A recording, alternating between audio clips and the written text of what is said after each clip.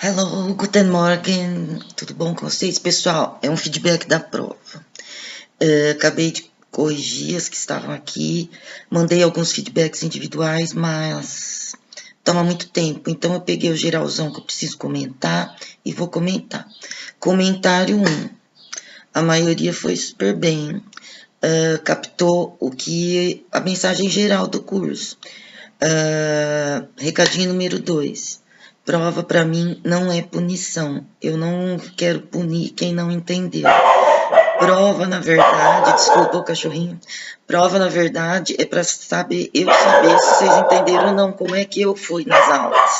E eu até que fiquei contente porque o pessoal captou, né? Então eu vou falar para as pessoas que tiraram nota abaixo da média, que é o seguinte: a nota deles vai ficar em branco no sistema por enquanto. Porque eu vou solicitar para quem quiser, quem não quiser, eu quero nota baixa mesmo, que refaçam a prova. Porque eu quero conversar com essas pessoas em separado, explicar novamente aquelas dúvidas que eu vi que ficaram, para que a pessoa tenha a oportunidade de ver se entendeu mesmo. Eu não quero punir quem não entendeu. Entendeu? Não é meu objetivo é ensinar. E são conceitos muito importantes, inclusive, para o resto do curso. Conceito de língua, conceito de signo, conceito de cultura. Não que isso seja definitivo, mas é a sementinha que eu estou plantando. Porque cada disciplina vai aguar essa sementinha e no final de 4 anos vocês vão ser uma árvore frutífera de letras, entendeu? Então é só sementinha, isso aí é o princípio, não é nada fechado. Eu quero que vocês pensem abertamente. Eu estou plantando essa sementinha de conceito que é para vocês rechearem ele, nutrirem com o que vocês vão aprender nas outras matérias. Está abrindo um arquivo na mente, é só isso. E esse arquivo, gente, se chama metalinguagem.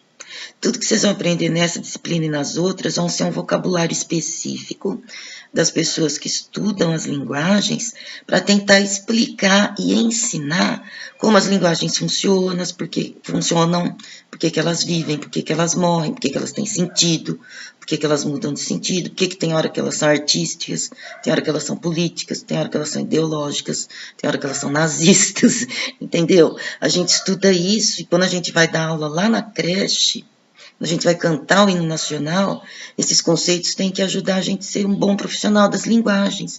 Senão a gente vai estar formando vida de gado, sabe aquela música? Povo marcado, povo feliz. Professor de línguas não pode marcar gado. Professor de línguas tem que cortar a cerca do pasto, deixar esse boi pastar livre no Brasil e não ser cercado pelos latifundiários da ideologia. Ai, já comecei, desculpa. Corta isso e vamos voltar para a prova. Questão 1. A maioria entendeu super bem, mas alguns não conseguiram expressar nessa metalinguagem ainda, porque são calouros, não estão habituados. O estranhamento que o hino nacional cantado em Guarani causa. Né? Eu perguntei por que causa estranhamento. E vamos conectar isso com índice, ícone e símbolo. Ok.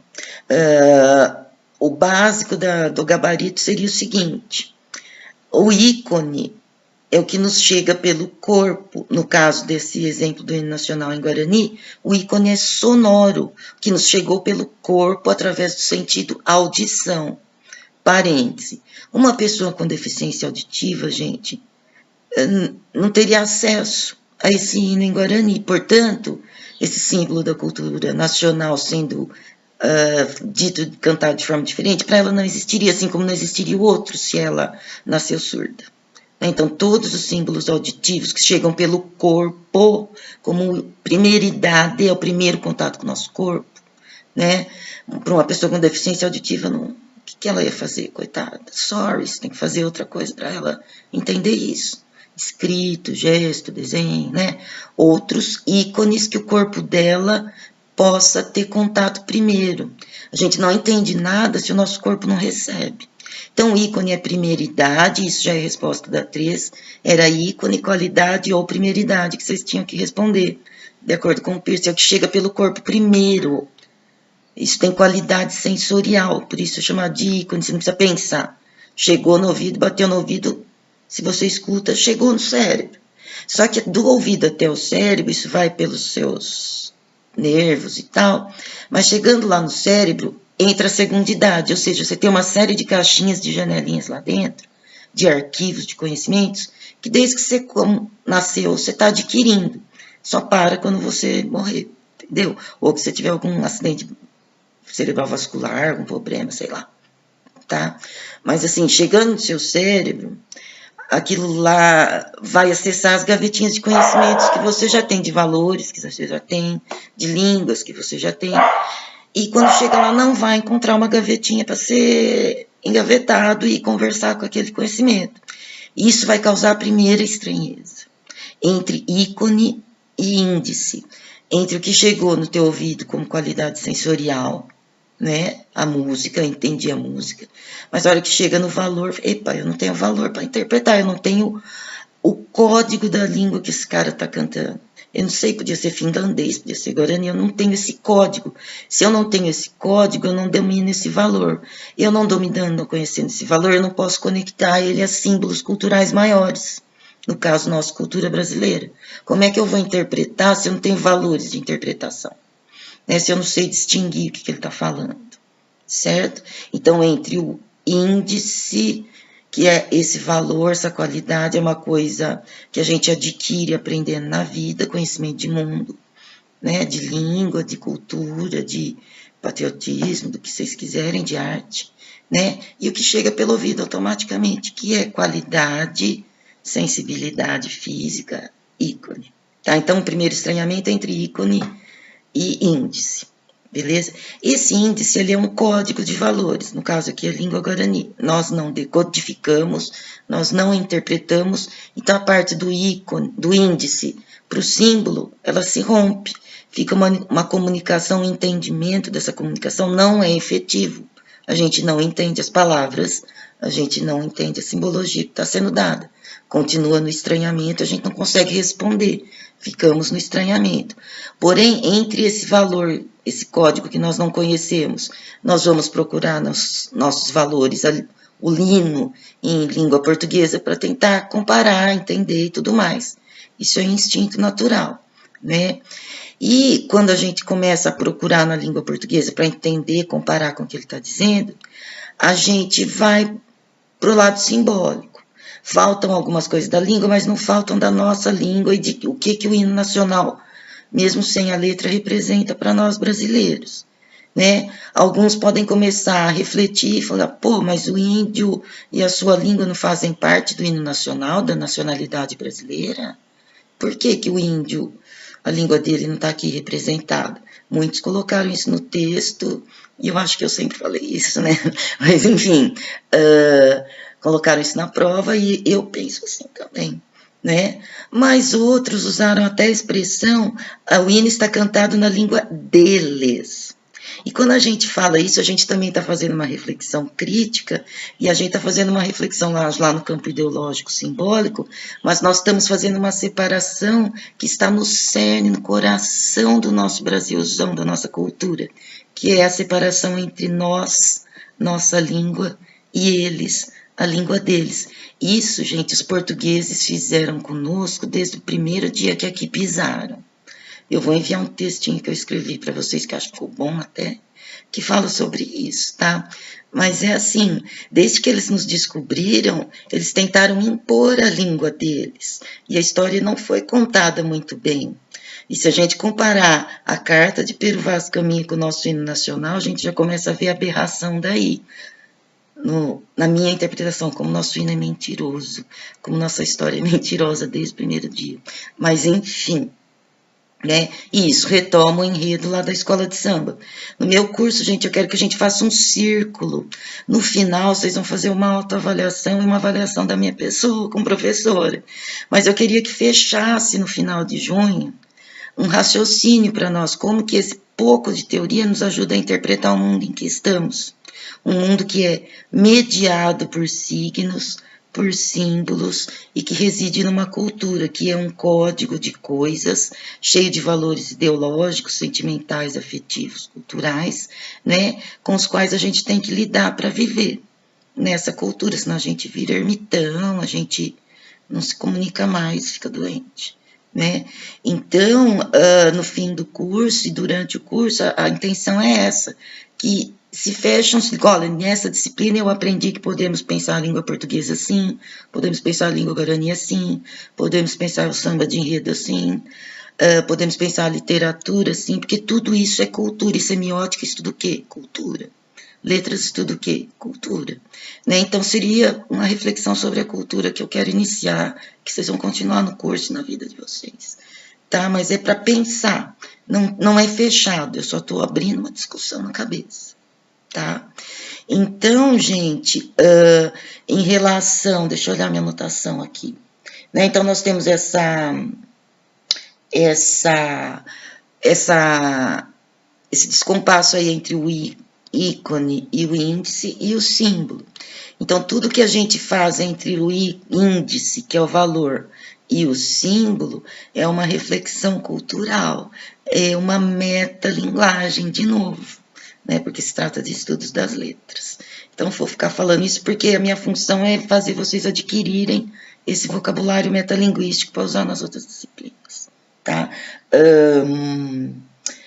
E, gente, voltando à questão da letra do hino brasileiro nacional e o nosso estudo da língua a partir de Saussure, o estranhamento lá também nos leva a pensar sobre o signo linguístico, que para Saussure se divide em significado e significante. No caso do hino em Guarani, o significante é aquele som daquela língua que nós não conhecemos o código.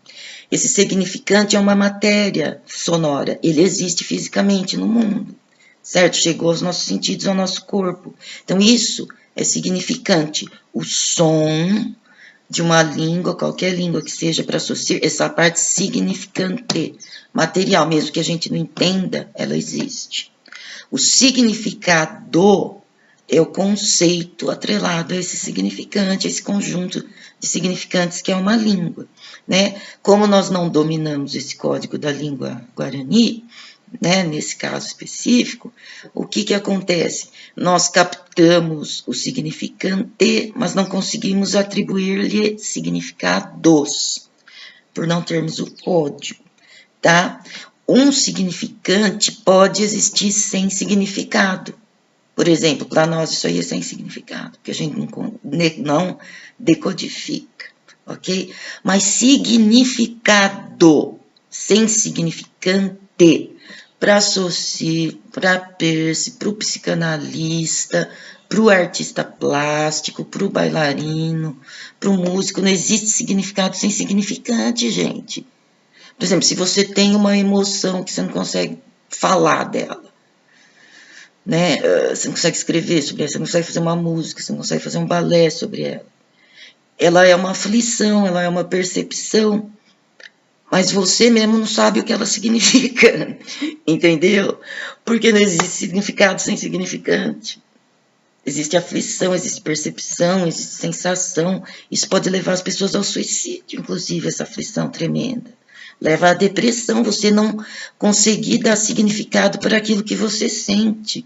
Né? E você consegue dar significado inteligível a partir do momento que você consegue codificar aquilo. Por exemplo, se a pessoa está em desespero, está em depressão, vai na psicanálise. Chega lá, ela fala. O que psicanalista tem o dever de fazer que essa pessoa está pagando para fazer o serviço? Decodificar. Põe um código, fala, olha, meu filho, você não consegue entender o seu sentimento, mas se a gente codificar de acordo com Freud, de acordo com Jung, de acordo com Deleuze, de acordo com Nietzsche, vai dar um código para você entender o seu sentimento. Então, o seu sentimento vai ter uma forma e um conteúdo. Não existe conteúdo sem forma. No caso da linguística, da arte, no sentimento tem. Mas em questões de expressão, de comunicação, de cultura, não dá para ter sentimento sem forma. Exemplo, já citei, vou citar a minha vida inteira, o soneto de Camões, lá do Fogo que Arde, gente. Ele está querendo expressar para a gente um sentimento indizível, mas para dizer o indizível, ele teve que usar coisas que se contrapõem.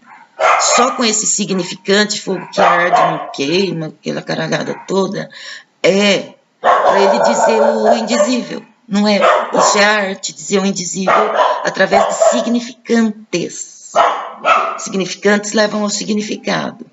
Voltando a essa história do significante e significado, que associa o binário e Peirce, que é trinário, né? O que a gente tem? O ícone físico é o significante. O índice e os símbolos estão ligados ao significado, entendeu? Por isso que é um processo mental. Só que esse processo não existe sem materialidade, igual o processo na justiça, tá? Então, ó, significado é conteúdo, é imaterial, é conceito, é índice, é valor, é cultura, é símbolo. Portanto, é mental e social, porque são valores codificados. E o código só tem valor se ele é partilhado numa comunidade. Exemplo, língua guarani. Exemplo, programação de programas de computador. Cada um tem a sua linguagem, que só programador entende. Eu quero muito entender essas duas linguagens, guarani e programação. E o ser humano sem programação hoje tá fodido. Então tá. E é esse o tema das nossas próximas aulas, né, Socia? E eu quero que vocês leiam o PDF. Por favor, baixem o PDF do curso de Linguística Geral e aquele outro livrinho que eu passei para vocês lá no Google, que é da Júlia Kristeva, sobre a origem das linguagens. Tragam em PDF, porque se não tiver internet na sala, a gente consegue abrir, não precisa ficar imprimindo o livro inteiro, né, gente? Mas tragam, por favor, que eu gostaria de citar algumas passagens na aula para a gente ir comentando, discutindo em relação ao que eu perguntei na prova e discutindo em relação ao que a gente vai ver nos momentos seguintes. Por favor, tragam, se puderem ler as primeiras páginas, acho que até a 17 do Socia, que eu já havia comentado no último encontro, né? E as primeiras páginas ali da Kristeva, que é maravilhosa, ela é divina.